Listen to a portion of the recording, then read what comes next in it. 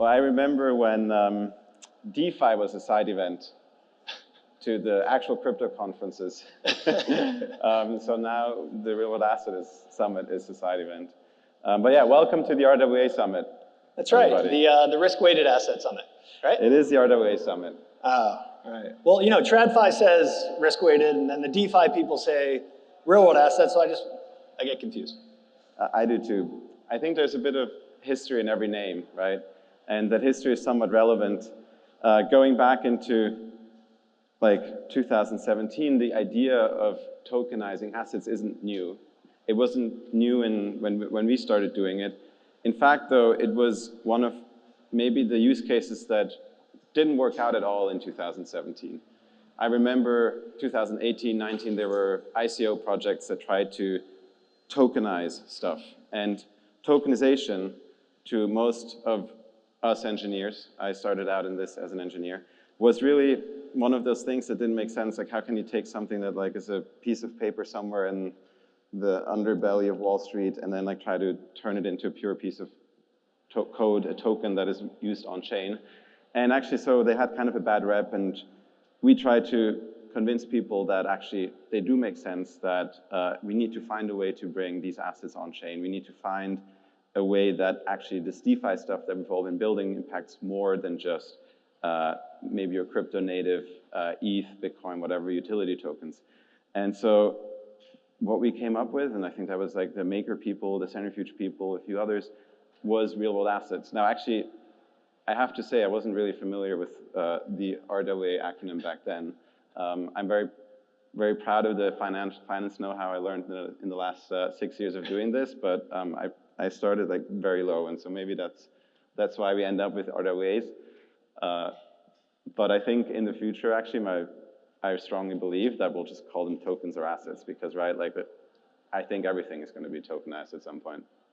Well, I mean, either way, we've gone from this world of, you know, useless tokens, or what do we do with paper back in 2017, to all of us here today. And I don't even know. I've asked the question on Twitter and in the Telegram group. No one's answered yet. But what's the active AUM of real world assets on chain today, right? It's got to be in the billions at this point.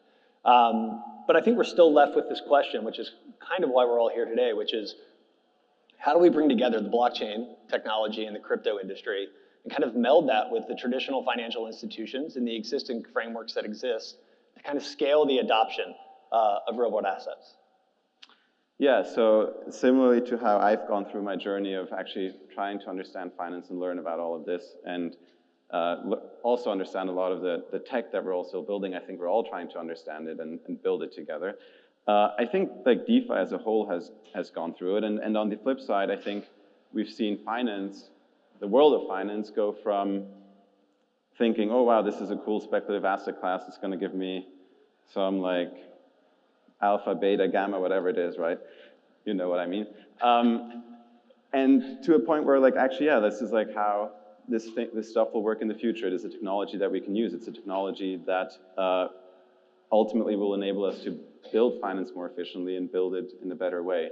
On the flip side, I think a lot of these engineers that understood crypto in the early days, when there wasn't enough really where you needed a lot of imagination to see where this was going, they're trying to learn much more about finance, and they're kind of becoming more literate, and also just acknowledging that like finance rules so much of our world, whether we like it or not. So like we have to find a way that we actually upgrade it, fix it, improve it. Now, a friend of mine who's in the audience today once told me that the most intelligent people that he knew could hold two opposing ideas in their mind at once and still function and reason through it. Turns out that's actually just a famous quote from F. Scott Fitzgerald. And my friend failed to source his, quote his source. But I do think, Lucas, we're kind of dealing with these two opposing ideas, right? This, the centralization versus decentralization, open versus closed, public versus private. Help us think through kind of what we're doing here today a little bit. So I guess what we're trying to do today is bring those two worlds together and have conversations about how we address these two, maybe not opposing ideas, but definitely different backgrounds, different kind of journeys into crypto, and figure out how we solve these problems together. I think the fact that crypto has gotten so far is actually to a large extent, it's coming from just the founding ideals that it should be open, accessible to everyone, and really collaborative, right? A decentralized protocol shouldn't have an owner. It should actually be governed by the people that use it, that build it. It should be really controlled by the user, right? And so in a way, like DeFi, crypto, all of that came from, we want to build something together, and we need to like work together on this, right? And so the ideas behind DAOs, ideas behind DeFi protocols, et cetera. So I think what we're trying to do today is get everyone in the room and talk about this and figure out how we move on for the next 6 years. Right, but the hard truth is we're not there yet.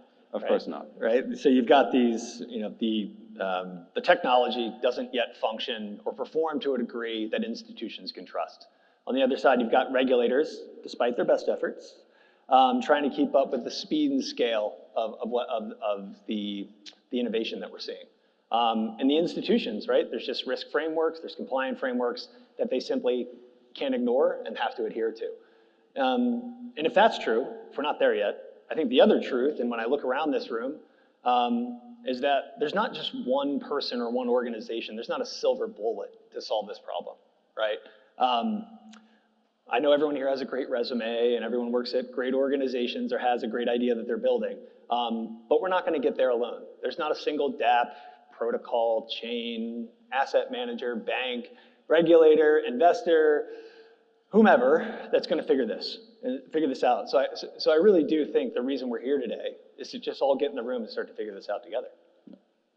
Good. All right, enough boring opening speeches. Thank you very much for coming. Colin will go through a couple of householding items and then make sure we stay on schedule from now on. That's right. Thanks, Lucas. You. Have fun.